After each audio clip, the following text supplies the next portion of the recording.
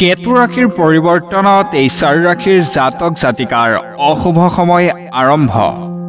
নমস্কাৰ প্ৰিয় দৰ্শক, পুনৰ স্বাগতম জনাইছো টেক নিউজ 24 চেনেলটোলৈ।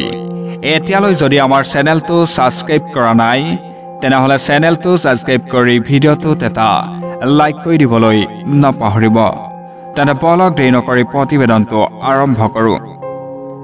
জ্যোতিষ শাস্ত্ৰৰ মতে প্ৰতিটো গ্ৰহেই নিৰ্দিষ্ট সময়ৰ বাবে এটা ৰাশিত অৱস্থান কৰে।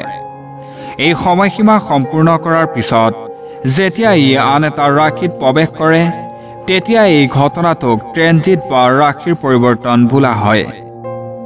18 মাহৰ অপেক্ষাৰ অন্তত 2025 চনৰ 18 মেত বিয়লি 4:30 বজাত কেতু গ্ৰহ সিংহ ৰাশি আৰু উত্তৰ ফাল্গুনীত নৰসত্ৰত প্ৰৱেশ কৰিব। এই ৰাশিৰ পৰিৱৰ্তনৰ বাবে কিছুমান ৰাশিৰ সমস্যাৰ সন্মুখীন হ'ব। কোনবোৰ ৰাশিৰ সমাধান হ'ব লাগে জানি লওক। জনাব ওলাইছো মেঘ ৰাশি। মেঘ ৰাশিৰ পঞ্চম স্থানত কেতু গ্ৰহৰ ৰাশিৰ পৰিৱৰ্তন হ'ব। এই ট্ৰেনজিটৰ বাবে মেঘ ৰাশিৰ জাতক জাতিকাৰ হঠাৎ প্ৰেমৰ সম্পৰ্কৰ সমস্যা সন্মুখীন হ'বলৈ আৰম্ভ কৰিব।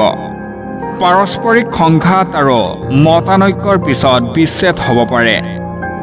ব্যৱসায় আৰু দৈনিক আয়ৰ ওপৰত প্ৰভাৱ পৰিব, যাৰ বাবে আপুনি সমস্যাৰ সন্মুখীন হ'ব লাগিব।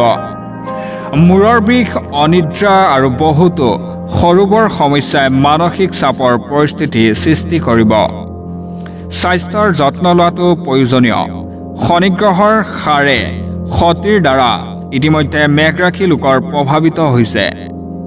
এবাৰ জনাব ওলাইছো সিংহ ৰাশি। সিংহ ৰাশিৰ কেতুৰ ট্ৰেনজিটৰ বাবে এই জাতক জাতিকাই নিজৰ স্বাস্থ্যৰ যত্ন লোৱা উচিত। এই সময়ছোৱাত যিকোনো ধৰণৰ বিনিয়োগ লোকসকলৰ বাবে ক্ষতিকাৰক হ'ব পাৰে। কৰ্মৰ ক্ষেত্ৰত পৰিয়ালৰ সদস্যৰ মাজত বিবাদ আৰু কোনো কামৰ প্ৰতি আগ্ৰহৰ অভাৱৰ দৰে সমস্যা সন্মুখীন হ'ব লাগিব।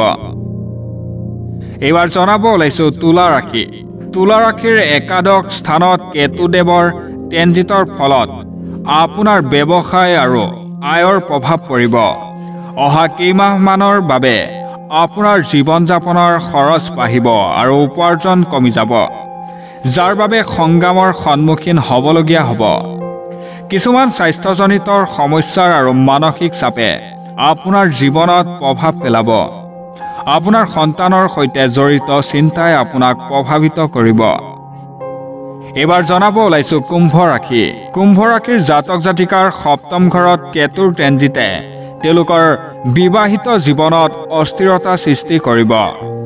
স্বামী স্ত্ৰীয়ে ইজনে সিজনৰ স্বাস্থ্যৰ বিশেষ যত্ন লোৱা উচিত। ব্যৱসায়ত কোনো ধৰণৰ বিনিয়োগ নকৰিব, নহ'লে লোকচানৰ সন্মুখীন হ'ব লাগিব।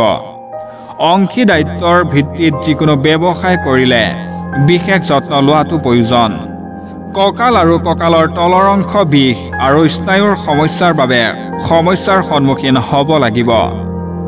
News desk report, tech news 24।